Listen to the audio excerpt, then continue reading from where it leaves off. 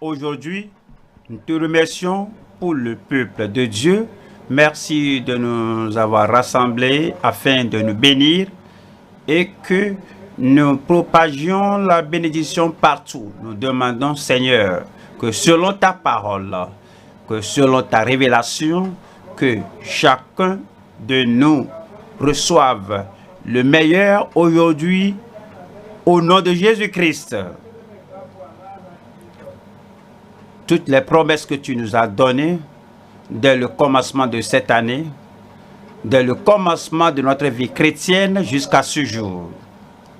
Et nous prions que tu accumules, que tu rassembles tout pour déverser ces bénédictions sur nos vies selon ta promesse au nom de Jésus-Christ. Bénis ton peuple aujourd'hui. Je prie qu'aucun d'entre nous ne manque à ton plan d'échappatoire, que nous échappions à la grande tribulation, au plan de l'ennemi, et que nous nous concentrons sur toi et au temps de ton avènement, que cela soit ainsi pour nous, que nous soyons bénis au nom de Jésus-Christ. Nous te remercions parce que tu nous as exaucés.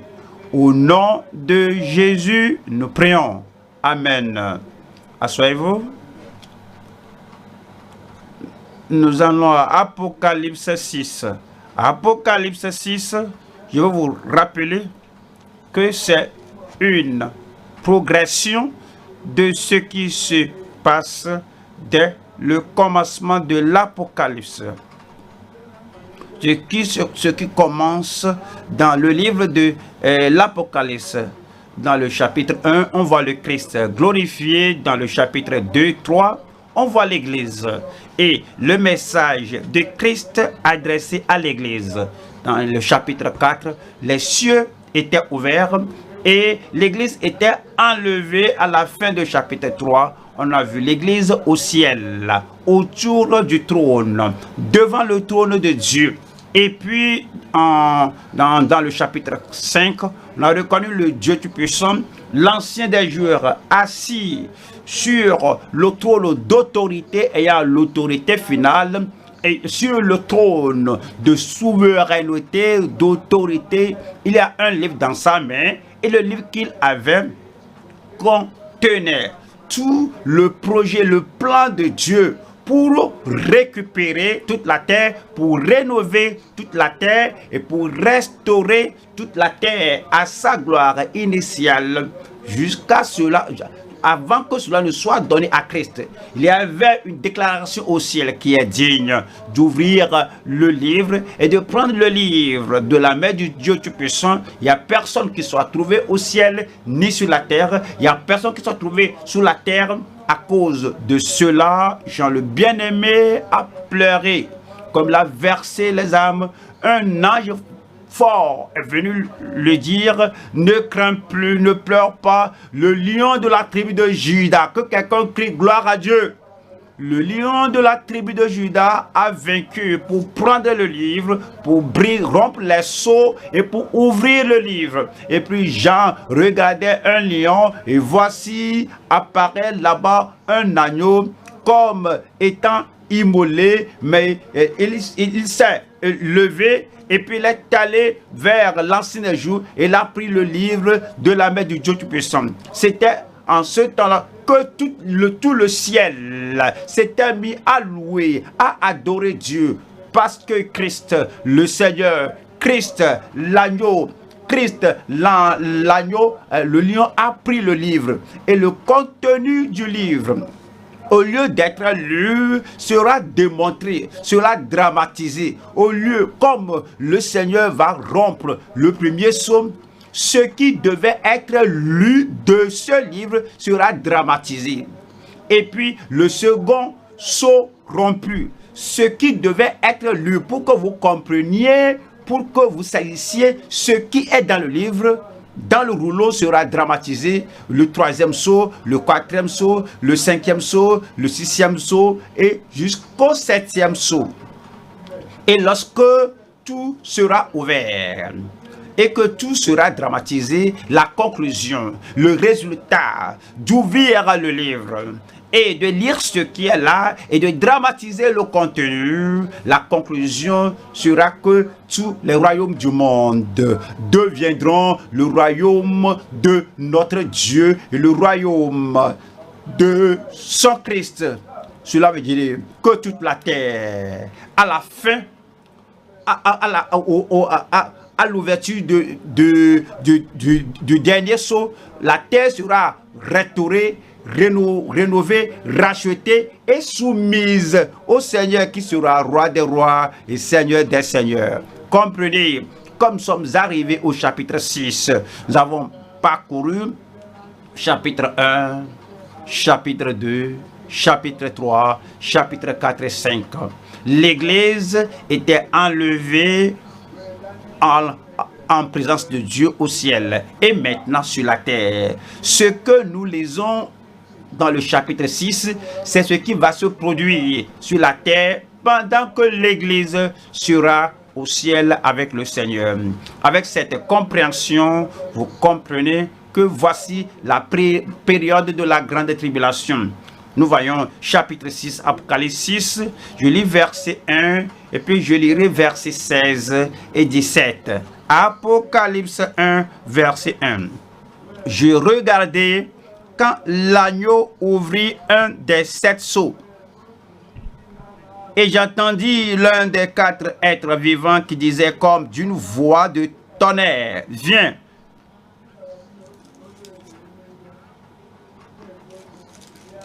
Quand l'agneau a ouvert le premier sceau, on aurait espéré que, parce que la question chapitre 1 dit que qui est digne, chapitre 5, qui est digne d'ouvrir le livre et de rompre les sceaux et de lire le contenu.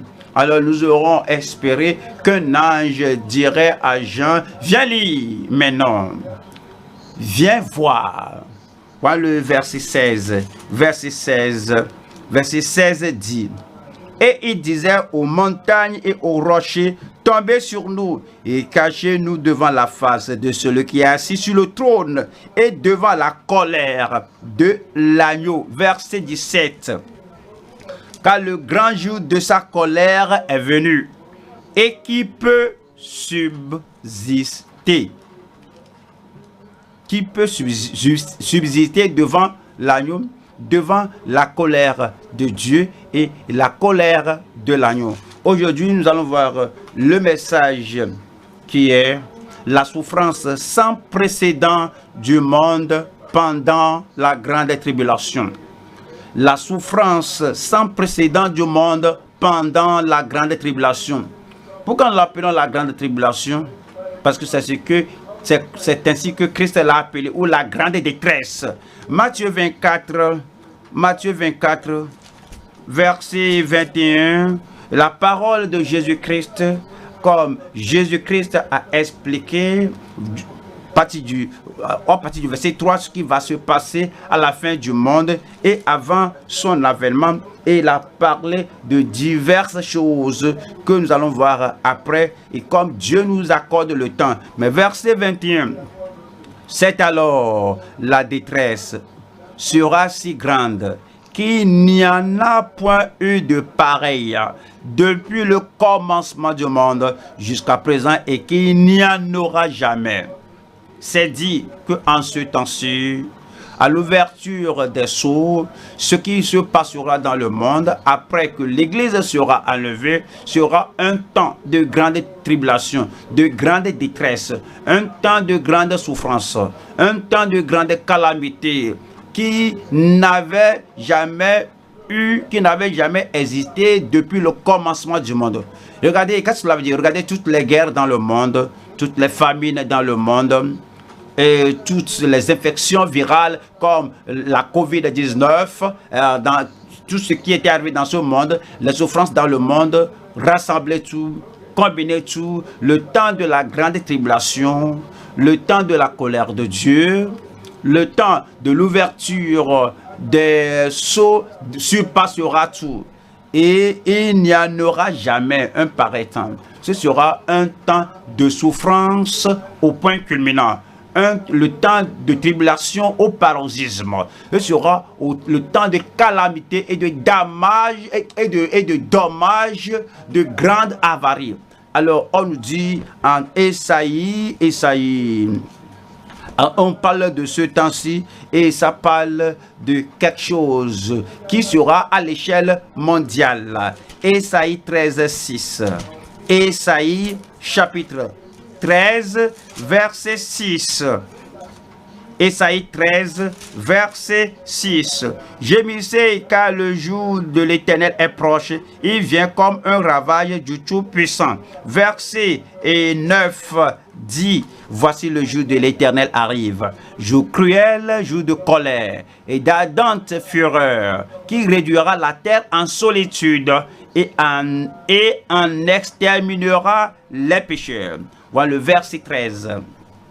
13 nous dit, c'est pourquoi j'ébranlerai les cieux et la terre sera secouée sur sa base par la colère de l'Éternel des armées au jour de son ardente fureur. Ce sera sur l'échelle mondiale. Je prie que vous ne soyez pas dans le monde à une telle époque au nom de Jésus-Christ. Nous allons voir 3 points dans le message de ce jour. Premier point. La souffrance non confinée des sceaux de la grande tribulation. Les sceaux sont des sceaux de la grande tribulation. Et la souffrance sera non confinée.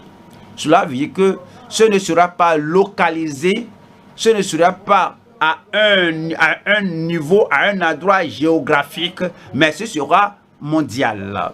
La souffrance non confinée des sceaux de la grande tribulation. Numéro 2, la supplication hors commune des saints de la grande tribulation. Les saints de la grande tribulation seront les gens qui viendront au Seigneur au temps de la grande tribulation. Et ces saints seront torturés, seront persécutés. Plusieurs d'entre eux perdront leur vie. Et puis, ils feront des supplications au Seigneur et lorsqu'ils seront à l'autre bord. Ce sera une supplication hors commune parce qu'ils sont des saints de la grande tribulation. Numéro 3, les souffrants inconvertis dans l'ébranlement de la grande tribulation. Le Seigneur va ébranler la terre. Il va ébranler toutes les montagnes, il va secouer toutes les collines, les étoiles, la lune, tout sera ébranlé. Et puis, il y aura la souffrance et des inconvertis en un pareil moment. Les souffrants inconvertis dans l'ébranlement de la grande tribulation. Alors, au premier point.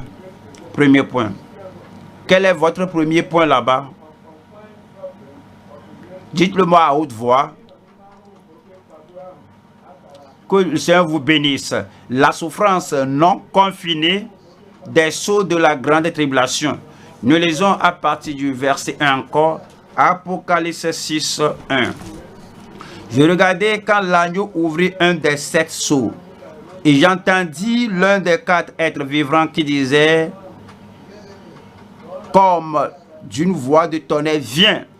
Vous avez vu au verset 1 au verset 8, 2 versets à la fois, 1, 2, 3 et 4, 5 et 6, 7 et 8, que les 4 sceaux étaient ouverts là-bas. Et chacun des sceaux ouverts, il y a un ange, un personnage céleste dit, viens voir.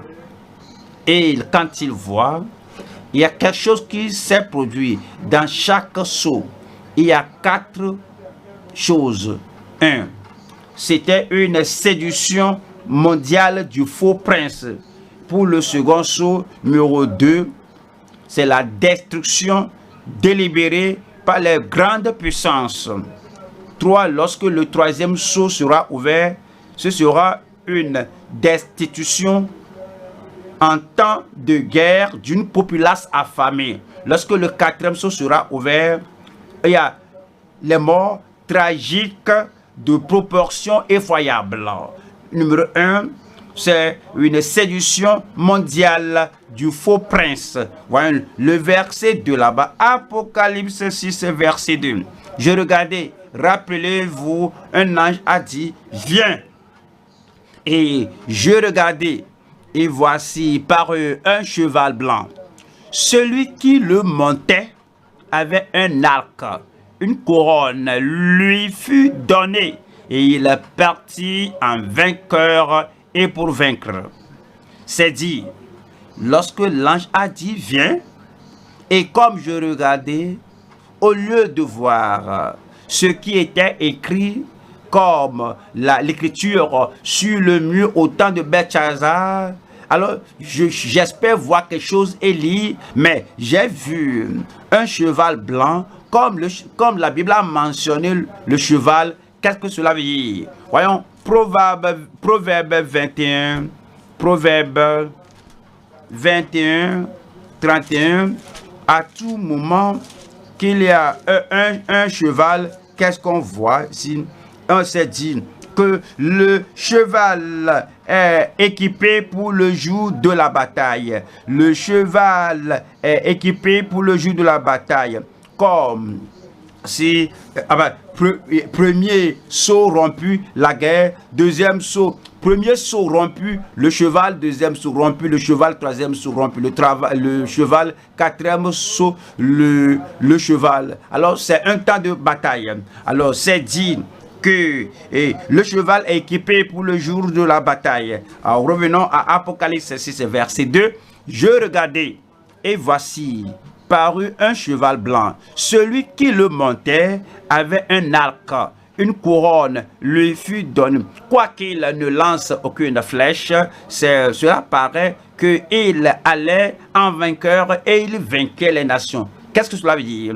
Un cheval blanc, tout le monde dirait que quelqu'un qui s'assied sur un cheval blanc et la personne vainc, et les gens, ils ne lancent aucune flèche, que cela serait Christ, cela personne sera le Seigneur des Seigneurs et le Roi des Rois. Quelqu'un dirait que c'est notre Christ. Attendez, Christ, l'agneau, c'est celui qui ouvre le sceau. Donc, ce n'est pas lui encore qui sort encore. Alors, comme c'est lui qui ouvre les sceaux, alors, lorsque son temps viendra, ce sera dit que voici la colère de l'agneau et qui est celui-ci sur le cheval. C'est un prince, un faux prince. Il viendra comme je ne vais pas mener des guerres, je ne vais pas lancer une flèche. Regardez mon arc, ça n'a pas de flèche. Vous voyez le Seigneur Jésus-Christ, il n'a qu'une seule couronne. Celui-ci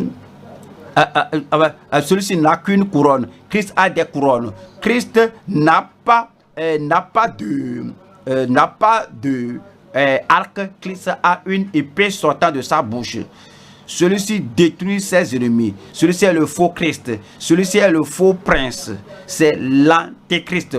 Lorsqu'il a eu un arc sans flèche, c'est par séduction qu'il va vaincre le monde et le monde va l'accepter comme prince. C'est dit en Daniel chapitre 8. Ouvrez la Bible et verset 23. Et à la fin de leur domination, nous serions partis après l'enlèvement. À la fin de leur domination, lorsque les pécheurs seront consumés, il s'élèvera un roi impudent et artificieux. Voilà le verset 24. 24 dit, sa puissance s'accroîtra et il ira vaincre, il va continuer de vaincre, mais non par sa propre force. Satan va le fortifier, Satan va le renforcer, mais non par sa propre force. Il fera d'incroyables ravages.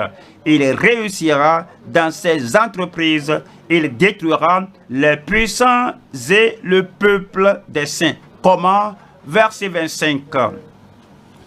Sa puissance, à cause de sa prospérité et du succès de ses ruses, il aura de l'arrogance dans le cœur. Il fera périr beaucoup d'hommes qui vivaient paisiblement. Voilà cela, paisiblement. Un arc sans flèche, un arc, et il sort sans bataille, sans mener aucune campagne de guerre. Il fera périr beaucoup d'hommes qui vivaient paisiblement et s'élèvera contre le chef des chefs. Il dira que je suis le prince, je suis le chef. Il viendra alors, il viendra comme s'il est le roi des rois, mais c'est dit que mais il sera brisé sans l'effort d'aucune main. C'est le numéro 1. Ça, c'est la séduction mondiale du faux prince. Voilà maintenant le numéro 2 ici. La destruction délibérée par les grandes puissances. Apocalypse 6, verset 3. Apocalypse chapitre 6, verset 3. Quand il a ouvert le second sceau, quand Christ, le Christ, l'agneau, quand celui qui a le livre dans sa main, et il a brisé, il a rompu le sceau, il y a quelque chose à lire là-bas, mais qui ne sera pas lu, mais dramatisé. Quand il a ouvert le second sceau, j'entendis le second être vivant qui disait, viens. Et qu'est-ce que Jean a vu, verset 4? Et il sortit un autre cheval, roux. Le premier cheval était blanc, et c'est pour séduire les gens. Et les gens viennent, que celui-ci il est juste, il est simple, il est humble, il est un homme bon. Maintenant, il vient dans sa vraie couleur, Et ce cheval est roux. Il n'y a pas de tache, il n'y a pas une autre tache. C'est complètement roux. Celui qui le montait a reçu le pouvoir d'enlever la paix de la terre. Il y avait la paix dans le verset 1 et 2. C'était une séduction et il a vaincu par les ruses, par l'artifice, par la flatterie, par la paix. Et la paix là maintenant est la ôté de la terre. Comme il a fait cela, afin que les hommes s'égorgeassent les uns les autres et une grande épée lui fut donnée. Et alors qui était sur la personne qui était sur le cheval roux, maintenant il avait une grande épée et pour que les hommes s'égorgeassent. C'était un temps de guerre, c'était un temps de diffusion de sang. Jérémie chapitre 8 verset 11. Jérémie chapitre 8, nous lisons le verset 11. Et voici la paix que les gens croyaient avoir et tout le monde se réjouissait qu'il y a la paix au départ, au commencement de la grande tribulation. L'église est partie. Ils ont dit que ces gens, ces religieux-là, ces chrétiens-là, ils sont les perturbateurs. Ils sont partis, ils ont maintenant la paix. Et ils pensent à la légère la plaie de la fille de mon peuple. Paix, paix, disent-ils, et il n'y a point de paix. Paix, paix, disent-ils, et il n'y a point de paix. Verset 15 dit là-bas, nous espérions la paix, et il n'arrive rien d'heureux. Un temps de guérison, et voici la terreur. C'est le temps qui viendra sur les gens du monde. Mais comment Jérémie appelait-il cette période à Jérémie au chapitre 5, Jérémie 5 et verset 5, Jérémie 30 du moins Jérémie 35. Ainsi par l'Éternel, nous entendons des cris d'effroi, c'est l'épouvante, ce n'est pas la paix. Verset 6, informez-vous et regardez si un mâle enfante. Pourquoi vois-je tous les hommes les mains sur leurs reins, comme une femme en travail, comme une femme dans les douleurs d'enfantement? Pourquoi tous les visages sont-ils devenus pâles? Verset 7 nous dit la signification de tout ce temps, la période de la grande tribulation, ce qui va se passer, Jérémie 37. Malheur, car ce jour est grand. Il n'y en a point eu de semblable. C'est un temps d'angoisse pour Jacob. C'est un temps d'angoisse pour la tribulation de Jacob. C'est un temps de de grandes épreuves pour Jacob, mais il en sera délivré. Qu'est-ce que cela veut dire? Jésus a dit que si ces jours ne sont pas abrégés, nul ne sera sauvé, mais à cause des élus, à cause des enfants d'Israël, ces jours seront abrégés, mais ils seront sauvés, ils en seront sauvés. Alors, c'est le second sceau qui était rompu, et cela va conduire le monde à un temps de destruction et de dévastation par la guerre. Voyons Apocalypse 6, verset 5. Le troisième sceau sera rompu. Nous allons voir ce qui va se produire. Apocalypse 6, verset 5. Quand ce il-là, c'est l'agneau de Dieu, c'est notre Christ, c'est le lion de la tribu de Juda, c'est celui qui a pris le livre de la main du Dieu Tout-Puissant, et c'est lui qui ouvre chacun de ses sceaux. Et quand il ouvrit le troisième sceau, j'entendis le troisième être vivant qui disait, viens. Je regardai, et voici, parut un cheval noir. Celui qui le montait tenait une balance dans sa main. Voilà le verset 6. 6 dit, et j'entendis au milieu des quatre êtres vivants une voix qui disait, une mesure de blé pour un denier et 3 mesures d'orge pour un denier, mais ne fais point de mal à l'huile et au vin. Avez-vous remarqué là-bas, et dit qu'un cheval était sorti, apparu. Avez-vous vu le changement? Ça va de mal en pire.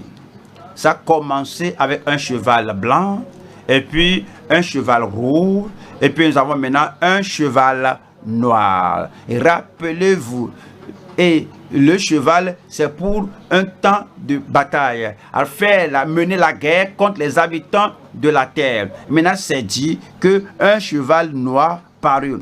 Qu'est-ce que cela symbolise-t-il? Qu'est-ce que cela symbolise? Qu'est-ce que cela symbolise? Voyons, Lamentation 5, Lamentation 5, verset 9. Lamentation 5, verset 9. Lamentation 5, verset 9. Nous cherchons notre pain au péril de notre vie, devant l'épée du désert. Au second sceau ouvert, il y avait la guerre, et il y avait un cheval roux qui est la couleur du feu et de la guerre et du sang, et les gens s'entretuaient. Et lorsqu'il y a la guerre, il n'y a pas le temps pour l'agriculture, il n'y a pas le temps pour cultiver la terre, la production des récoltes fera défaut, les gens courront pour leur ville, chacun cherche à se réfugier, il n'y aura personne n'ira au champ pour planter ou semer. Il y aura une pénurie de nourriture. Alors quand les gens vont pour s'acheter des vivres, les gens vont s'acheter ces choses au péril de leur vie. Qu'est-ce que cela veut dire? Tu veux manger, tu veux acheter. Est-ce que tu t'es soumis? Est-ce que tu as prêté allégeance à celui-là qui est sur le trône? Tu dis qui est la personne là? On dit que le prince, le faux prince. Est-ce que tu as pris la barque?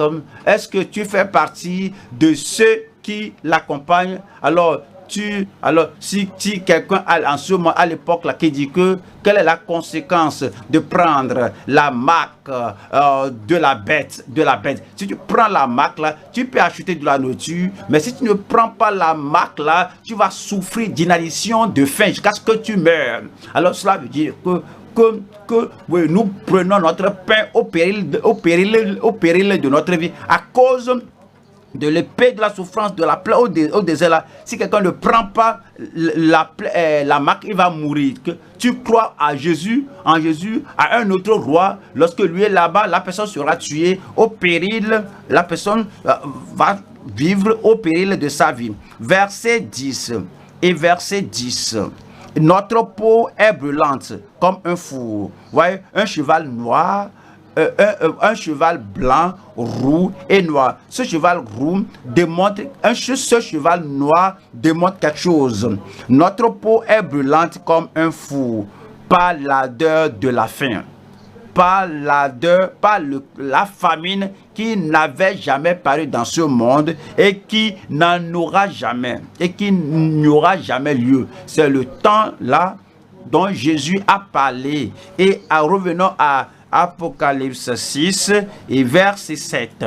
Apocalypse 6, verset 7. Quand il ouvrit le quatrième sceau, j'entendis la voix du quatrième être vivant qui disait: viens. C'est le numéro 4 ici. Un cheval blanc, un cheval roux, un cheval noir. Qu'est-ce qui va se passer maintenant au quatrième sceau lorsque ce sera rompu? Quatrième sceau.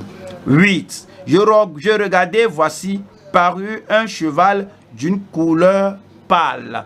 Pâle dans le sens original, c'est comme gris, c'est comme vert, mais ce n'est pas éclatant, mais c'est pâle. C'est pâle. Celui qui le montait se nommait la mort. Ouais, la première, il y a la paix et tout. Alors, lorsque la paix sera ôtée, il y aura la guerre, et puis la famine, il y aura des maladies qui vont émerger. Qu'est-ce qui va se passer après avoir la première paix et puis ôtée? Il y a la guerre, les tueries et la famine, et puis il y aura la mort. Que celui-ci qui suit là, alors il y a la mort. Celui qui le montait se nommait la mort, et le séjour des morts l'accompagnait. Le pouvoir leur fut donné sur le cadre de la terre. Le cadre de la terre. Vous comprenez cela? Si vous avez 20, et le quart sera 5. Si vous avez 100, le quart sera 25%. Et la population du monde est 6 millions à l'époque là, pour calculation, là, un quart sera 1,4 milliard de personnes qui mourront sans Christ, qui mourront sans espoir, et vont mourir tragiquement. Voyons ce qui se passe maintenant avec cette affaire de pandémie. Voyez, la COVID-19. Vous comprenez déjà 1,4 million ont perdu la vie, ce qui a commencé environ 8 mois dans le monde. En ce temps-là, ce sera 1, quelque chose, 1 milliard et quelques. Et si la population du monde était 6 milliards, donc c'était un grand nombre, alors qui mourra en un bref moment. Alors, ce ne sera pas une mort paisible, ce ne sera pas une mort paisible, ce sera une mort tragique.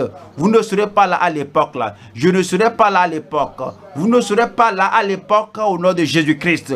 Et il s'est dit que le quart de la terre, et pas seulement ce pays, ou bien ce pays-là, il y a des gens qui vont dire que le temps de la grande tribulation là, que Nigeria est très loin, le Ghana est très loin, et puis l'Afrique est très loin, que ça pourrait se passer à l'autre côté là, ou à côté de Jérusalem. Ceci c'est pour tout le monde. Regardez, il s'est dit que le pouvoir leur fut donné sur le cadre de la terre pour faire périr les hommes par l'épée, par la famine, par la mortalité et par les bêtes sauvages de la terre. Ce qui aura lieu à un pareil moment. Dieu merci, je ne serai pas là. Si vous êtes né de nouveau, Dieu merci, vous ne serez pas là. Si vous êtes juste, Dieu merci, vous ne serez pas là. Si la grâce de Dieu est dans votre vie, Dieu merci, vous ne serez pas là au nom de Jésus-Christ. Ce sera le temps d'une grande tribulation. Allons maintenant à Matthieu 24. Matthieu 24. Le Seigneur Jésus-Christ a donné tout à ses disciples. Matthieu 24. Nous lisons le verset 3. Verset 3 qui dit, Matthieu 24, verset 23. Il s'assit sur la montagne des Oliviers. Et les disciples vinrent en particulier lui faire cette question. Dis-nous, quand cela arrivera-t-il? Et quel sera le signe de ton avènement et de la fin du monde? Comprenez, ceci, c'est ce qui se passera à la fin du monde, au temps de l'avènement de Christ. Verset 4 dit, Jésus leur répondit, Prenez garde que personne ne vous séduise. Numéro 1, c'est la séduction. Verset 5, car plusieurs viendront sous mon nom, disant c'est moi qui suis le Christ, et ils séduiront beaucoup de gens. C'est le premier psaume, le faux prince, le faux Christ, l'antéchrist faisant de lui-même le réel prince. Numéro 1. Voilà le verset 6 maintenant. 6. Vous entendrez parler de guerre et de bruit de guerre. Gardez-vous d'être troublés, car il faut que ces choses arrivent. Mais ce ne sera pas encore la fin. C'est le deuxième psaume. Vous entendrez parler de guerre et de bruit de guerre. La séduction de paix, dans le verset 4 et 5, sera ôtée. Maintenant, il y aura des guerres et des bruits de guerre. Voilà le verset 7 maintenant. Une nation s'élèvera contre une nation et un royaume contre un royaume. Il y aura en divers lieux des famines et des tremblements de terre. Ça, c'est le numéro 3 ici. Parce que après la fausse paix, il y a des guerres et des bruits de guerre. Il y a la famine, des famines. Il y a des famines et des tremblements de terre et des maladies. Et 8 dit, tout cela ne sera que le commencement des douleurs, le commencement de la grande tribulation. L'église sera partie à ce temps-là. Je prie qu'en ce temps-là, que vous soyez au ciel, regardant en bas, voyant ce qui se produira sur la terre au nom de Jésus-Christ. Nous allons maintenant au deuxième point. Deuxième point qui est la supplication hors commune des saints de la grande tribulation. La supplication hors commune des saints de la grande tribulation. Apocalypse 6, verset 9. Apocalypse chapitre 6, nous lisons le verset 9. Quand il ouvrit le cinquième sceau, je vis sous l'autel les âmes de ceux qui avaient été immolés à cause de la parole de Dieu et à cause du témoignage qu'il avait rendu. Attendez, rappelez-vous qu'en ce temps-ci, au temps du premier sceau, l'église était enlevée. Qu'est-ce que l'enlèvement? La trompette sonnera. Et les morts en Christ ressusciteront. Qu'est-ce que cela veut dire? Leur corps mort ressuscitera.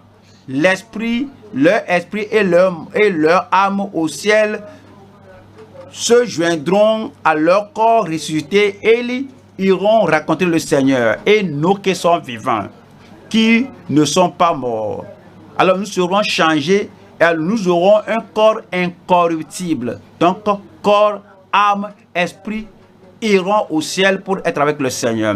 Lorsque Enoch est allé être avec le Seigneur, son âme, son esprit, son corps, comme une entité, tout est parti être avec le Seigneur. Élie est allé au ciel, corps, âme et esprit, comme une entité, il est parti aller vers le ciel. Ce n'est pas qu'ils ont laissé le corps à l'enlèvement. Nous irons tout l'homme, corps, âme et esprit. Regardez ces gens-là. Lorsque le sceau est ouvert, et lorsqu'il a ouvert le sixième sceau, et que quand il ouvrit le cinquième sceau, je vis sous l'autel les âmes de ceux qui avaient été immolés. Ils étaient morts au temps de la grande tribulation et leur corps était sur la terre, mais leurs âmes étaient allées être avec le Seigneur. Ce ne sont pas des gens qui étaient enlevés. Ceux qui étaient enlevés étaient là avec leur corps, âme et esprit. Mais ces gens-là, alors leurs âmes sont... Et c'est dit que les âmes de ceux qui avaient été immolés à cause de la part de Dieu. Pourquoi étaient-ils immolés? Étaient-ils égorgés? Parce qu'ils étaient égorgés au cours de la grande tribulation, parce qu'ils ont refusé d'accepter la marque de l'antéchrist. À cause de la parole de Dieu et à cause du témoignage qu'il les avait rendu. Attendez maintenant. La question est est-ce que les gens seront sauvés au temps de la grande tribulation? Comment seront-ils sauvés? L'Église ne sera plus là pour répondre à cette question. Que les gens sur la terre soient sauvés en ce temps ou pas. Voyons d'abord Actes des Apôtres. Actes des Apôtres, chapitre 2, et le verset 18.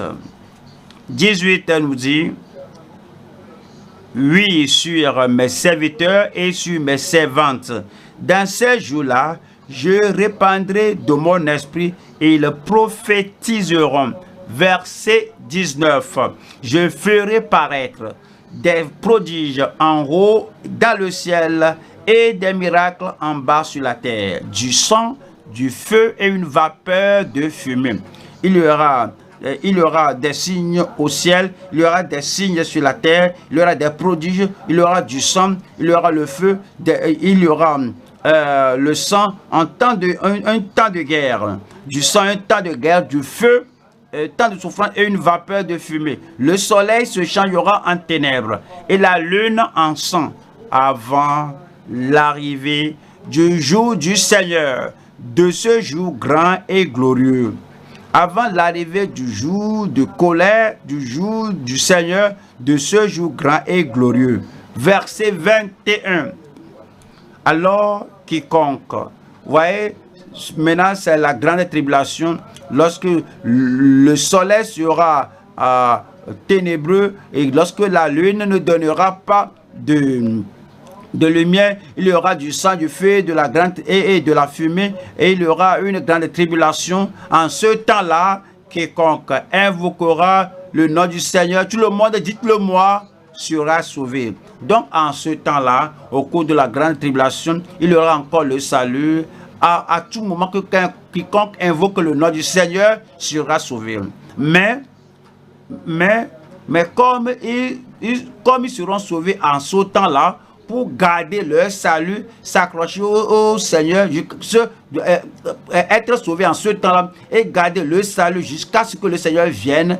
Ces gens-là doivent avoir vraiment le courage pour pouvoir braver tout. C'est pourquoi nous allons voir ce deuxième point qui est le premier point ici, le courage des saints martyrisés de la grande tribulation. Le courage des saints martyrisés de la grande tribulation. Apocalypse chapitre 2, cela parle du courage des gens, le courage que les gens auront à l'époque là, les gens qui vont tenir bon, qui diront que quelque chose qui se passe, nous avons raté l'enlèvement, eux ils ont raté l'enlèvement, mais qu'ils ne vont pas rater le second avènement. Apocalypse 2, verset 13.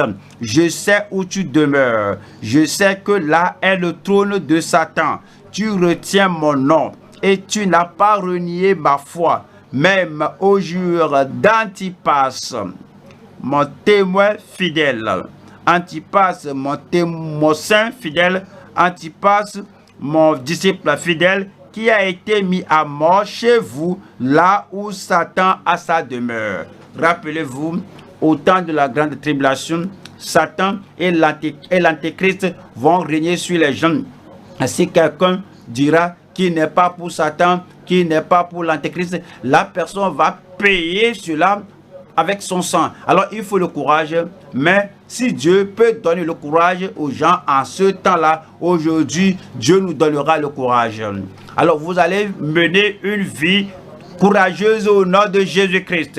Numéro 2 ici, c'est le souci des saints martyrisés de la grande tribulation. Quel est leur souci? Apocalypse 6, verset 10, on a vu leur courage et ils ont soumis leur vie. Personne ne peut les pousser à compromettre. Ils ne vont pas sinon se soumettre à cause du martyre, à cause de la persécution. Mais maintenant, verset 10. Ils crièrent, voici les âmes sous l'autel. Voici les saints martyrisés au cours de la grande tribulation. Ils crièrent d'une voix forte en disant, jusqu'à quand, maître saint véritable, tardes-tu à juger et à tirer vengeance de notre sang sur les habitants de la terre? Quel type de prière est celui-ci? Que ne est dit ici, car tu as jugé et à tiré vengeance de notre sang sur les habitants de la terre? Pourquoi prie-t-il de cette manière? Comprenez, ce sera une différente dispensation. L'âge de la grâce l'ère de la miséricorde, l'âge de la période des enfants d'Israël. Aimez vos ennemis. Et quand ils vous persécutent, priez pour eux. Et faites du bien à ceux qui vous font du mal. Et le bien que vous leur faites sera comme du charbon ardent qui va les fondre à se soumettre. Mais l'Église est partie. C'est la période de la grande tribulation. Et le Seigneur a dit que ce sera un temps de vengeance où le Seigneur va venger le sang de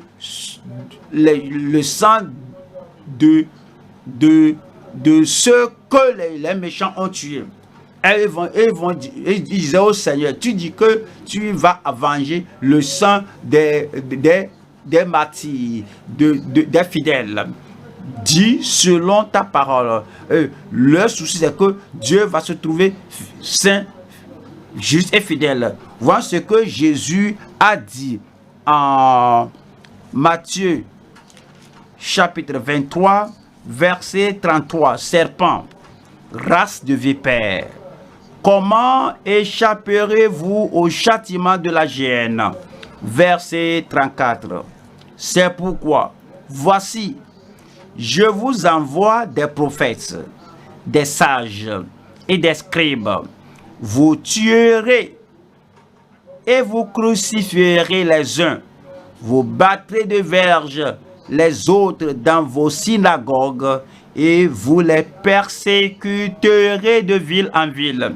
Qu'est-ce que Jésus a dit que cela se passera après cela? Verset 35. Afin que retombe sur vous tout le sang innocent répandu sur la terre depuis le temps d'Abel le juste jusqu'au sang de Zacharie fils de Barachi que vous avez tué entre le temple et l'autel. Le Seigneur a dit, il y aura un temps de vengeance sur les gens en un pareil moment. Et c'est dit en Hébreu chapitre 10, verset 30, Hébreu 10, verset 30. Car nous connaissons celui qui a dit, à moi la vengeance, à moi la rétribution. Ça, c'est le souci de ces âmes sous l'autel. Le souci qu'ils avaient, c'est que tu as dit que tu vas venger, tu as dit que tu vas rétribuer, tu as dit que tu vas leur repayer ce qu'ils avaient fait. Et encore, le Seigneur jugera son peuple. Verset 31. Verset 31, c'est une chose terrible que de tomber entre les mains du Dieu vivant. Verset 32. Verset 32. Souvenez-vous de ces premiers jours où, après avoir été éclairés, vous avez soutenu un grand combat au milieu des souffrances. Le souci, c'est que le Dieu fidèle fasse selon sa parole, qu'il venge leur sang. 3 ici, c'est la consolation des saints martyrisés de la grande tribulation. Quel était leur il priait, Seigneur, aie pitié de nous, fais ce que tu as dit. Apocalypse chapitre 6 et verset 11. La consolation des saints martyrisés de la grande tribulation. Une robe blanche fut donnée à chacun d'eux. Une robe blanche fut donnée à chacun d'eux. Déjà, ici, ils sont récompensés à cause de leur fidélité et leur fut dit de se tenir en repos. Ils sont rentrés dans le repos du Seigneur, le repos constant du peuple de Dieu. Et il leur fut dit de se tenir en repos quelque temps encore. Le Seigneur, jusqu'à ce que fut complet le nombre de leurs compagnons. Alors, le Seigneur les a acceptés comme compagnons maintenant, comme serviteurs, jusqu'à ce que fut complet le nombre de leurs compagnons de service et de leurs frères qui devaient être mis à mort comme eux. Alors, c'est une grande consolation. Même en ce temps-ci, il y aura des gens qui vont rencontrer le Seigneur au ciel. En ce temps-là, nous serons déjà partis. Tu serais déjà parti au nom de Jésus-Christ. Voilà la consolation. Apocalypse 7, verset 9. Apocalypse 7, verset 9. Après cela, je regardais. Et voici, il y avait une grande foule que personne ne pouvait compter, de toute nation, de toute tribu, de tout peuple et de toute langue. Ils se tenaient devant le trône et devant l'agneau, revêtus de robes blanches et des palmes dans leurs mains. Verset 10. Et ils criaient d'une voix forte en disant: le salut est à notre Dieu qui est assis sur le trône et à l'agneau. Et verset 11 dit: et tous les anges se tenaient autour du trône et des vieillards et des 4 êtres vivants, et ils se prosternèrent sur leur face devant le trône et ils adoraient Dieu. Verset 12 en disant Amen. Que l'Église crie Amen. La louange, la gloire, la sagesse, l'action de grâce, l'honneur, la puissance et la force soient à notre Dieu. Dites-le moi, au siècle des siècles. Amen. Verset 13. Et l'un des vieillards prit la parole et me dit: ceux qui sont revêtus de robes blanches, qui sont-ils? Et ceux qui sont revêtus de robes blanches, qui sont-ils et d'où sont-ils venus? Verset 14. Je lui dis: mon Seigneur, tu le sais. Et il me dit: ce sont ceux qui viennent de... Ce sont ceux qui viennent de la grande tribulation. Ils ont lavé leurs robes et les ont blanchis dans le sang de l'agneau. Verset 15. Verset 15. C'est pour ceux-là qui sont devant le trône de Dieu et le servent jour et nuit dans son temple. Celui qui est assis sur le trône dressera son tente sur eux. Verset 16. Verset 16. Ils n'auront plus faim. Rappelez-vous, tous ceux qui ont souffert au temps de la grande tribulation, l'Antéchrist ne va pas leur permettre d'acheter ni de vendre. Plusieurs d'entre eux mourront de faim, d'autres seront décapités. C'est-à-dire que ceux-ci maintenant, parce qu'ils ont persévéré, c'est-à-dire qu'ils n'auront plus soif, ils n'auront plus faim, ils n'auront plus soif, et le soleil ne les frappera point, ni aucune chaleur. Verset 17. Car l'agneau qui est au milieu du trône les paîtra et les conduira. Et alors, ils n'auront pas de nourriture au cours de la grande tribulation, mais à l'aide de l'âme, l'agneau de Dieu qui est au milieu du trône les paîtra et les conduira aux sources des eaux de la vie. Et Dieu, dites-le moi, et Dieu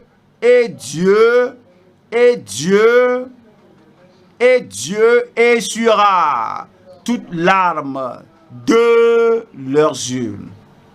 Ils ne pleureront plus. Et si cela va se passer au sein de la grande tribulation, et nous qui sommes ici, qui sont les saints à être enlevés, vous n'aurez plus faim, vous n'aurez plus soif. Toutes vos larmes seront essuyées au nom de Jésus-Christ. Quelle que soit la persécution qu'on a aujourd'hui, cela n'est rien à comparer à la persécution, à la souffrance, aux épreuves terribles, farouches, qui se produiront à l'époque là. Quelle que soit la difficulté qu'on a aujourd'hui, quel que soit le défi qu'on a aujourd'hui, cela n'est rien à comparer à ce qui va se passer à la grande tribulation. Et si eux vont tenir bon à l'époque là, aujourd'hui, je vais tenir bon. Le Saint-Esprit nous aide aujourd'hui, je peux tenir bon. La parole de Dieu est pour nous aujourd'hui, je peux tenir ferme. Les paroles de Dieu sont oui et amen, je peux tenir bon. Et Dieu ne permettra que rien n'arrive aujourd'hui au-delà de votre force, au-delà de votre habileté pour échapper et pour vaincre. Si eux pourront tenir bon à ce temps-là, je vais tenir bon au nom de Jésus-Christ. Vous voyez?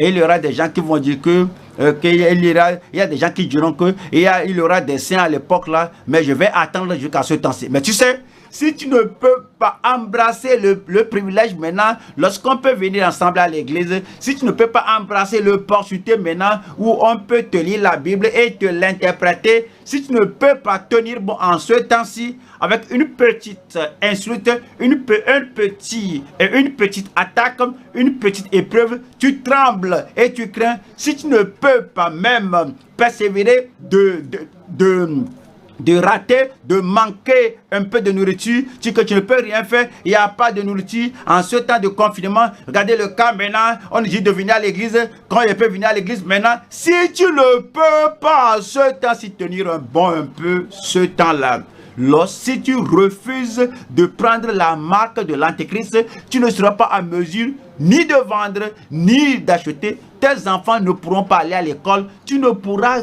rien faire en ce temps-là. En ce temps, la politique sera contre vous. Les rois seront contre vous. L'Antéchrist sera contre vous. La colère de Dieu sera contre vous. La colère de l'agneau sera contre vous. Alors, il y aura la dévastation, les guerres dans le monde. Si tu ne peux pas tenir bon aujourd'hui, est-ce en ce temps-là que tu vas tenir bon? Vous allez tenir bon aujourd'hui. Vous allez persévérer aujourd'hui. Et Jésus-Christ a dit de nous qui vivons aujourd'hui que celui qui persévérera jusqu'à la fin sera sauvé. Alors je vais persévérer jusqu'à la fin. Vous serez l'une des vierges sages au nom de Jésus-Christ. Allons maintenant au troisième point. Troisième point maintenant. Nous avons les souffrants, inconvertis dans l'ébranlement de la grande tribulation.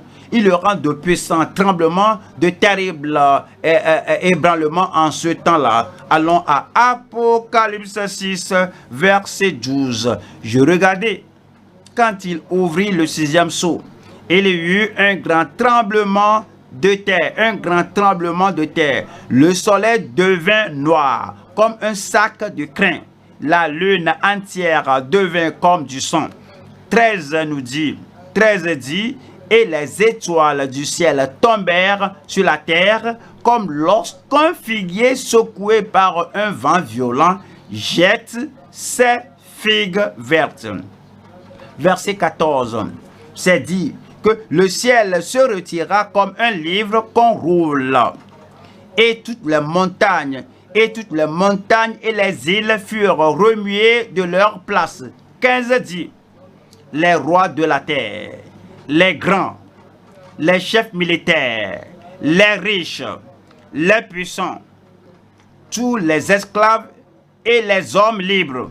Regardez ceci, 7-2, numéro 1, les rois, 2, les grands, 3, les chefs militaires, 4, les riches, 5, les puissants, 6, tous les esclaves, et 7, et tous les hommes libres se cachaient dans les cavernes et dans les rochers des montagnes.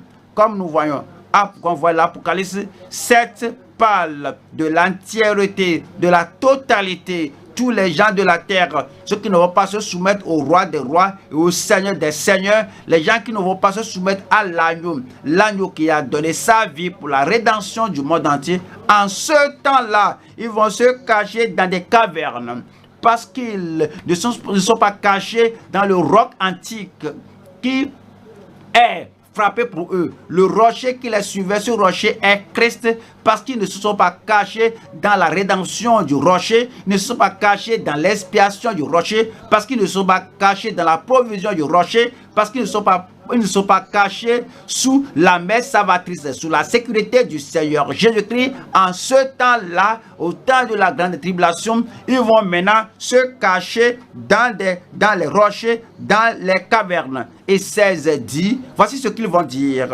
Et il disait aux montagnes et aux rochers, tombez sur nous et cachez-nous devant la face de celui qui est assis sur le trône. Alors maintenant, ils sauront que Dieu est le Tout-Puissant. Ils sauront que Dieu est l'Omnipotent. Ils sauront que Dieu est sorti pour mener la guerre contre les habitants de la terre. Et à cause de cela, ils vont dire que les montagnes les cachent, tombent sur eux et les cachent.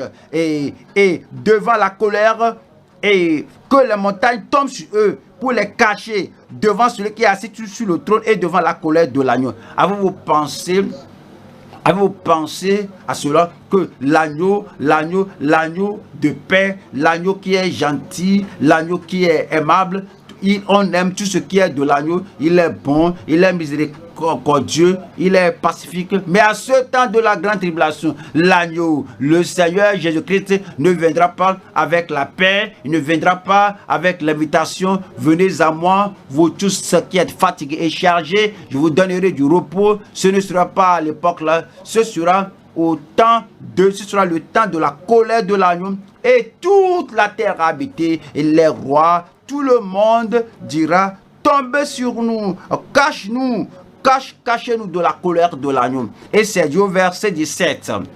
Car le grand jour de sa colère est venu. Car le grand jour de sa colère, la tribulation sera au point culminant, au zénith. Car le grand jour de sa colère est venu. Et qui peut subsister? Laisse-moi vous montrer quelque chose. Comme on voit tout le chapitre 6, on voit la colère en 3 dimensions. La colère en 3 dimensions. Il y a la colère de l'Antéchrist. La colère de l'Antéchrist. Et l'un des anges dit que viens. Et puis je vois un cheval paru, et un cheval paru, celui qui est dessus c'est l'Antéchrist, et il n'y a pas de paix. Il a ôté la paix du monde. Il y aura des guerres et des pluies de guerre. Et puis il y a aussi une grande épée. Il y aura la famine sur la terre. Ça c'est la colère de l'Antéchrist. Et puis il y a aussi la colère de l'adversaire. Et qui sont l'adversaire? Oui, ces gens vont s'entretuer. Si tu dis que tu ne suis pas l'Antéchrist, alors ils ne vont pas te dire qu'ils vont te rapporter à l'Antéchrist, qu'ils vont te rapporter au commissariat. Les voisins vont se lever, prendre l'épée et te tuer. Que celui-ci, lui-là, il se rebelle contre le roi, contre l'Antéchrist. Il y aura la colère de l'adversaire. Numéro 3, la troisième dimension de la colère à venir, c'est la colère du Dieu Tout-Puissant. Pensez à cela, parce que maintenant tu dis que qui est capable, qui peut subsister à cause de la colère de celui qui est assis sur le trône et de la colère de l'agneau. La colère de l'Antéchrist numéro 1, la colère de l'adversaire numéro 2, et puis la colère du Dieu Tout-Puissant numéro 3. Lorsque toute cette colère combinée, la colère de l'Antéchrist, la colère de l'adversaire et la colère du Dieu Tout-Puissant, tout combiné alors sur toute la terre, alors chaque coin et recoin de cette terre, toute région de la terre, tout lieu de la terre où se cachera le pécheur. Alors s'il y aura un refuge, s'il y aura une échappatoire, voici l'heure d'échapper. Alors, nous allons voir sous cette section les souffrances inconverties dans l'ébranlement de la grande tribulation. Alors, il y aura un grand ébranlement de puissantes secousses. Et les souffrants inconvertis, les inconvertis vont souffrir. Numéro 1 ici, les expressions terrifiantes de la colère divine. Les expressions terrifiantes de la colère divine. De la colère divine. Apocalypse 6, 3 à 12 et à 14. Allons maintenant à Esaïe pour voir que en ce temps-ci sera le temps d'une colère terrible, un moment de terreur sur les gens de la terre. Apocalypse 13, voilà le verset 9. Voici, le jour de l'Éternel arrive, jour cruel, jour de colère et d'ardente colère. Jour cruel, jour de colère et d'ardente fureur, qui réduira la terre en solitude et en exterminera les pécheurs. Verset 10. 10 nous dit, car les étoiles des cieux et leurs astres ne feront plus briller leur lumière. Le soleil s'obscurcira dès son lever et la lune ne fera plus luire sa clarté. Et le numéro 11 dit, 11 nous dit, je punirai, dis-le-moi, je punirai quoi? Dites-le à haute voix. Je punirai le monde. Le temps de la grande tribulation, c'est le temps de colère de Dieu sur le monde entier, la punition sur le monde entier, la terreur sur le monde entier, la dévastation sur le monde, la destruction sur le monde, la destitution sur le monde, des guerres et des bruits de guerre sur le monde entier. Et un temps de famine sur le monde, c'est un temps de souffrance sur le monde entier. Et Dieu a dit, je punirai le monde pour sa malice et les méchants pour leurs iniquités. Je ferai cesser l'orgueil des hautains et j'abattrai l'arrogance des tyrans. Verset 12. 12 dit, je rendrai les hommes plus rares que leur faim. Je les rendrai plus rares que leur d'offrir. Et 13 dit, c'est pourquoi j'ébranlerai les cieux et la terre sera secouée sur sa base. Les cieux, c'est-à-dire tous les cieux, le ciel, pas une partie, par la terre, et la terre sera secouée sur sa base par la colère de l'Éternel des armées au jour de son ardente fureur. Numéro 2 ici, c'est le tremblement des habitants de la terre sous la colère divine. Est-ce qu'on a lu en Apocalypse 6, versets 15 et 16 et 17, et cela nous dit, Ésaïe 2, Ésaïe chapitre 2, et verset 10 nous dit, entre dans les rochers et cache-toi dans la poussière, pour éviter la terreur de l'Éternel et l'éclat de sa majesté. Vous savez, Ésaïe, le même Ésaïe qui avait prophétisé le premier avènement de Christ, un fils nous est né, un garçon nous est né, un fils nous est donné. Et il a aussi prophétisé le second avènement du Fils de Dieu, que la domination sera sur son épaule. Rappelez-vous, le temps de la grande tribulation, c'est un temps où la terre sera ébranlée, la terre sera rénovée, la terre sera réclamée et la terre sera rachetée et ramenée au Seigneur Jésus-Christ afin de régner suprêmement sur la terre. Et c'est ce même Ésaïe qui a parlé du premier avènement, a aussi parlé du second avènement, le même Ésaïe maintenant qui nous parle, qui nous dit que les gens vont courir vers les rochers et vont se cacher dans la poussière pour éviter la terreur de l'Éternel et l'éclat de sa majesté. Verset 11. Verset 11 nous dit, l'homme au regard hautain sera abaissé et l'orgueilleux sera humilié. L'Éternel seul sera élevé ce jour-là. Et verset 12, car il y a un jour pour l'Éternel des armées, contre tout homme orgueilleux et hautain. Contre tout homme orgueilleux et hautain, contre quiconque s'élève afin qu'il soit abaissé. C'est le temps de la grande colère de Dieu. Et la question, quand les étoiles commenceront à tomber, quand les montagnes commenceront à se déplacer et que la colère et le jugement du Seigneur commencent à s'abattre sur ce monde, et est-ce que le monde dira, oh Dieu, oh, hold up, main levée, nous soumettons, on se repent à cause de toute cette colère, à cause de tout ce châtiment. Alors, en fuyant vers les montagnes, en se soumettant au que les rochers tombent sur eux afin de se repentir. Voyons à Apocalypse 9, verset 20. Apocalypse 9, verset 20.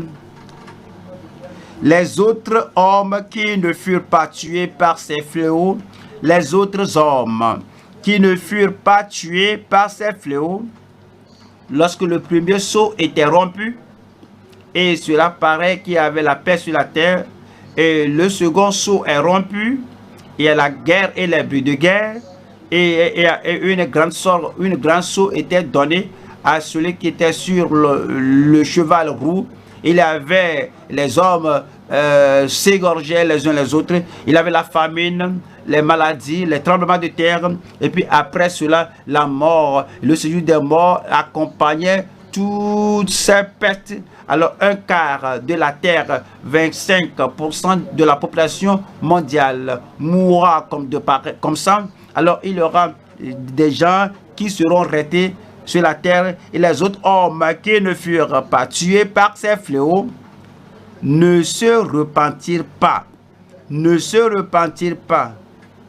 des œuvres de leurs mains, de manière à ne point adorer les démons et les idoles d'or, d'argent, d'airain, de pierre et de bois, qui ne peuvent ni voir, ni entendre, ni marcher. Verset 21. Et ils ne se repentirent pas de leur meurtre, ni de leurs enchantements. Alors comme ils s'entretuent, ils se justifient. Oui, on a fait cela parce que ces gens-là ne se sont pas prosternés au prince.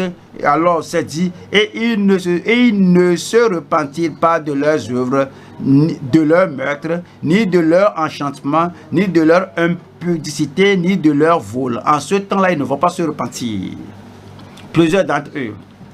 Mais, dans notre cas, Dieu merci, vous ne serez pas là à l'époque là. Est-ce que vous planifiez être dans le monde à l'époque là? Est-ce que vous planifiez d'être dans le monde à l'époque là? Vous n'allez pas voir l'Antéchrist. Amen. Vous n'allez pas connaître l'Antéchrist. Amen. Les gens qui vont avec le cachet sur leur front, dans leurs mains, alors ces gens, alors la marque de l'agneau ne sera pas mise sur vous au nom de Jésus-Christ. Amen. Il y a l'opportunité aujourd'hui d'être sauvé. C'est pourquoi nous n'attendons pas ce temps-là. Parce que aujourd'hui c'est le jour de miséricorde. Aujourd'hui c'est le jour du salut. Aujourd'hui c'est le jour où on peut invoquer le Seigneur. Et le Seigneur aura pitié de nous. Aura pitié de tout le monde au nom de Jésus-Christ. Comment échapperons-nous maintenant? Troisième point maintenant. L'échappatoire opportune de la colère divine. L'échappatoire opportune de la colère divine. Allons aux Hébreux, Hébreux 2, Hébreux chapitre 2, verset 1. C'est pourquoi nous devons d'autant plus nous attacher aux choses que nous avons entendues, de peur que nous soyons emportés. Nous devons prêter attention, nous devons nous attacher aux choses que nous avons entendues. Qu'avons-nous entendu? On avait entendu la gloire de Dieu. Apocalypse 1, qu'avons-nous entendu? On a entendu le message de Christ aux églises, que celui qui a des oreilles entende ce que l'Esprit dit aux églises. Alors c'est pourquoi nous devons d'autant plus nous attacher aux choses que nous avons entendues. Qu'avons-nous entendu? On a entendu le trône de Dieu, le fait que nous tous qui sommes créés et recréés pour lui et par lui, que nous devons lui donner l'honneur, la gloire. Alors nous avons entendu qu'il y avait un livre dans la main du Dieu Tout-Puissant. Lorsque ce livre-là était ouvert et que tous les sceaux sont rompus, il y aura la dévastation, il y aura la guerre, il y aura la destruction, la destruction dans ce monde. On a attendu que si nous allons échapper, voici le jour du salut. C'est dit, c'est pourquoi nous devons d'autant plus nous attacher aux choses que nous avons entendues. Qu'avons-nous entendu? Le message du salut qu'on a entendu à l'église. Qu'avons-nous entendu? Sans la sanctification, personne ne verra le Seigneur. Qu'avons-nous entendu? Le Seigneur vient. Préparez-vous car le Seigneur vient. Alors qu'avons-nous entendu? Il viendra soudainement. Il viendra lorsque les gens ne sont pas préparés.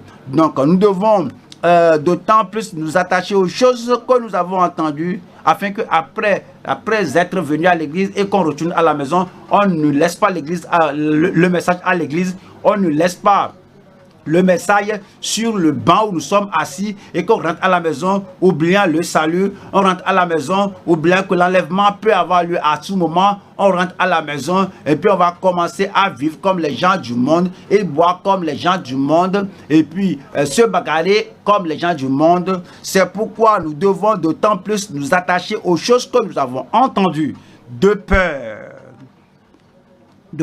qu'au temps du mariage, au temps de cérémonie funéraire, au temps de diplôme, au temps qu'on essaie de faire quelque chose, au temps de travail, de boulot, c'est ensuite que les gens oublient le salut, les gens oublient la conversion, les gens oublient la conversion, les gens oublient leur consécration, les gens oublient leur engagement au Seigneur et au temps où vous êtes, au temps où vous êtes malade ou triste, c'est le temps où certains vont dire qu'il veut se suicider parce que regardez ce que je traverse. Ils oublient tout ce qu'ils ont entendu à l'église, ils oublient tout ce qu'ils ont entendu dans l'évangile et c'est dit de peur que parfois les gens se marient et puis ils vont faire la réception maintenant et comme on voit la réception après le mariage, c'est comme ces gens n'avaient jamais mis pied à l'église. C'est comme il n'y a pas des normes bibliques qu'ils avaient lues. C'est comme ils n'avaient jamais lu que celui qui veut être ami du monde sera ennemi de Dieu. Il oublie tout il oublie tout. Dès qu'il célèbre, il oublie que le Seigneur peut venir à tout moment. Et s'ils seront laissés, s'ils seront abandonnés dans ce monde, ils vont verser plus que des larmes. Ils vont verser le sang parce qu'ils auront perdu leur champ pour toujours. C'est pourquoi vous allez vouloir d'autant plus vous attacher aux choses que vous avez entendues de peur que vous ne soyez emportés l'un des deux. Car si la parole annoncée par des anges a eu son effet dans le passé, la parole annoncée par les anges a eu son effet et maintenant comme nous sommes arrivés à Apocalypse, c'est Dieu chapitre 1 que Jésus-Christ a donné la révélation à Jean au travers d'un ange, comme nous sommes arrivés au chapitre 2 à l'ange de l'église en Éphèse, à l'ange de l'église à Smyrne, à l'ange de l'église à Philadelphie, à l'ange de l'église à Thyatire, à l'ange de l'église à Sardes, à l'ange de l'église à Pergame, à l'ange de l'église à Laodicée. La parole annoncée par des anges a eu son effet et comme nous sommes arrivés maintenant à Apocalypse 4 et l'ange s'est tenu et chapitre 5 l'ange s'est présenté là-bas et à chapitre 6 l'ange a dit viens. Et toutes ces choses qui sont révélées par les anges, la parole annoncée par des anges a eu son effet. Et si toute transgression et toute désobéissance a reçu une juste rétribution. Et puis c'est dit, verset 3, comment échapperons-nous en négligeant un si grand salut? Le salut, la rédemption, l'adoption dans la famille de Dieu. Alors vous avez entendu parler du salut, que si vous vous repentez et que vous détournez de vos péchés entièrement et que vous confessez, vous abandonnez vos péchés et que vous êtes contrit dans le cœur, vous regrettez tous vos péchés, vous dites mais Seigneur, je sais que tu es mort pour moi, je te crois que tu vas me sauver et le Seigneur va te donner la grâce d'aller de ne plus pécher et tu mènes la vie d'un véritable enfant de Dieu afin qu'à tout moment que la trompette sonne, que tu entendes le son là, et vous irez avec le peuple de Dieu au nom de Jésus-Christ. Comment échapperons-nous en négligeant un si grand salut?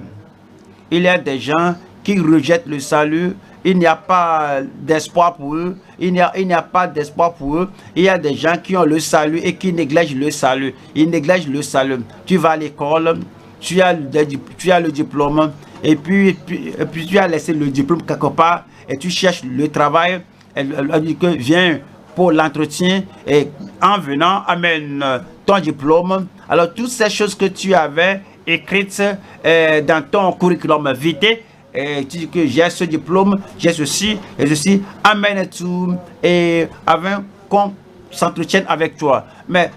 et tu négliges les diplômes. Où sont les diplômes? Où est-ce que je peux les trouver maintenant? Je ne peux même pas les retrouver. Et puis, tu vas la main vide. Et celui qui a la porte avant de rentrer à la salle d'entretien, que je vois tes documents, tes pièces et ceci. Au fait, j'en avais, mais je ne sais pas. Alors la chose se trouve maintenant. Oh, désolé de l'intrusion et que tu ne peux même pas entrer dans la salle. À moins que tu sois avec les pièces. Ton salut. Où est-ce que tu as gardé ton salut? Autant tu cours par-ci, par-là. Où est-ce que tu as gardé ton salut? Autant tu vis avec les gens du monde. Où est-ce que tu as gardé ton salut? Alors tu agis comme il n'y a pas de salut. Quoi que tu sois sauvé. Et tu vis comme il n'y a pas de salut. Quoi que tu sois né de nouveau. À la maison entre mari et femme, je t'insulte, tu me gifles, moi aussi j'utilise quelque chose d'autre pour te blesser. Et vous oubliez votre salut. Mais où est votre salut? Lorsque vous allez par-ci par-là, la chose s'en est glissée. La chose est partie, c'est tombé. Et c'est dit, comment échapperons-nous en négligeant un si grand salut qui annonçait d'abord par le Seigneur, nous a été confirmé par ceux qui l'ont entendu. Vous n'allez pas perdre votre salut. Amen. Vous n'allez pas négliger votre salut. Amen. Vous n'allez pas abandonner votre salut. Amen. Réveillez-vous. Vous réveillez. Vous dormez. Vous allez au boulot. Vous faites quelque chose toute la semaine. Vous ne vous rappelez même pas qu'il y a le salut. C'est lorsque vous venez à l'église que comme d'entre vous sont sauvés. Ah, j'étais sauvé. Et puis je me rappelle la date. Je me rappelle le temps. Et là, où est la confiance dans le cœur? Est-ce que l'Esprit de Dieu rend témoignage dans votre cœur que vous êtes véritablement sauvé? Retournons au calvaire. Retournons à la croix. Et assurons-nous que le salut est là. Et rechercher la paix avec tous et la sanctification sans laquelle personne ne verra le Seigneur. Soyez conscients de votre salut à tout moment. Et lorsque la trompette sonnera, et si on ne se voit plus ici, je vous raconterai au pied du Seigneur Jésus-Christ. Tenons-nous debout maintenant et parlons au Seigneur. Que Seigneur, ce salut, je vais le garder. Que l'Esprit de Dieu rende témoignage à votre cœur. Que ce salut est toujours là. Que le salut est toujours là et que vous ayez la victoire sur le péché et nous donne la puissance d'aller de notre péché et partout où vous trouvez, tout ce que vous faites, vous êtes conscient de ce salut. Ouvrez la bouche et parlez au Seigneur dans la prière.